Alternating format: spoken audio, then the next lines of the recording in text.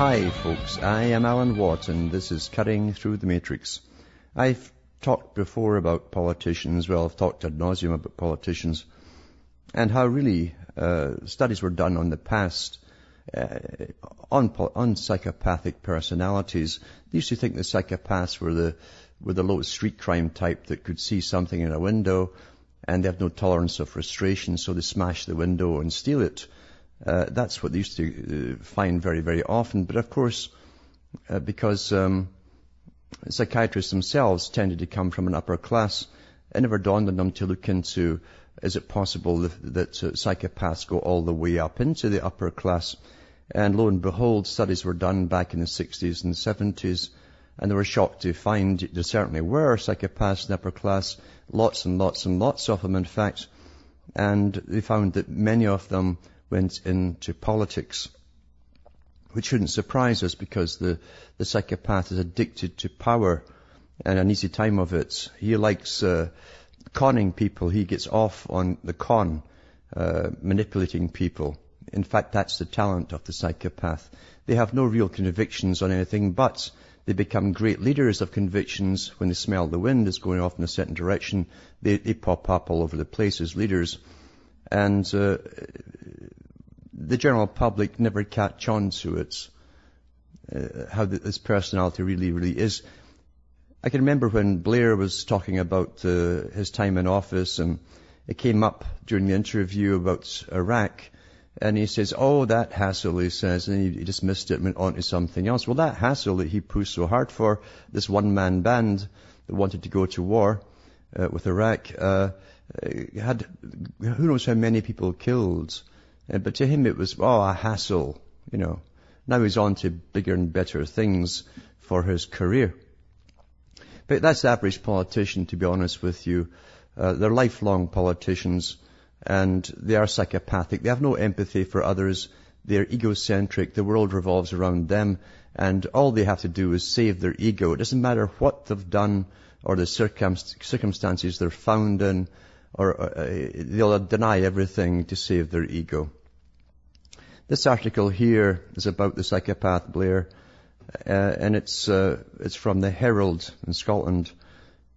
It says, Blair selling his soul with six-figure speeches. This is what they do when they come out of politics, they go around and just rake in the cash. A lot of it is paybacks, mind you, for things they did during their time in office. This is a legal way of getting their payback, either through books or whatever, where they're offered millions of pounds or dollars in advance. That's how you pay them off, you see. And directorships on companies which they don't even have to attend, and so many shares. But this is from the 25th of January 2010. So Blair is set to receive a six-figure sum for giving a series of talks. And as I say, it's called Blair selling his soul with six-figure speeches deal. Well, personally, I don't think he's ever had a soul to sell it, to be honest with you. Maybe that's what a psychopath is. It says Tony Blair is set to receive a six-figure sum for giving a series of talks to a hedge fund. Listen to this, to a hedge fund that reportedly made millions by betting on the collapse of British banks. There's integrity for you, eh? He's going to give a series of talks to a hedge fund that made millions by betting on the collapse of the British banks.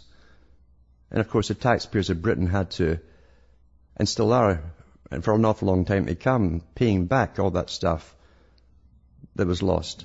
Critics have accused Mr. Blair of selling his soul after details of his forthcoming private speeches to Lansdowne partners emerged. Reports claim that company made £100 million on the demise of Northern Rock and £12 million on the fall in value of Barclays by short-selling shares.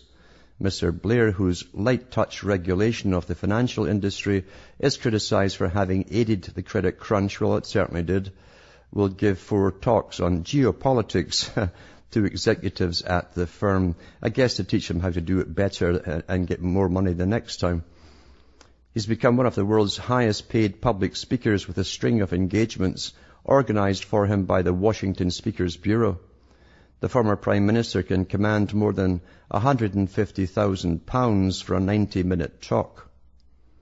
He's estimated to have earned at least £15 million since leaving office, with highly paid lobbying jobs. So there you go, you see. There you lobbying. He knows all the guys in government. High-paid lobbying jobs and a £4.5 million advance for his memoirs.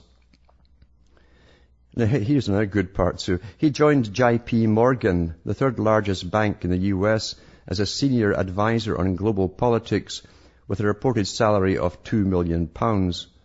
It's understood Mr. Blair will not be taking on a similar role at London-based Landau Partners. Last night, Peter Kilfoyle, Labour MP for Liverpool Walton, said, Blair seems obsessed with making money. Well, he was a Labour man, wasn't he? This rich Oxford boy that all these schmucks voted for, thinking he was a Labour man, the workers.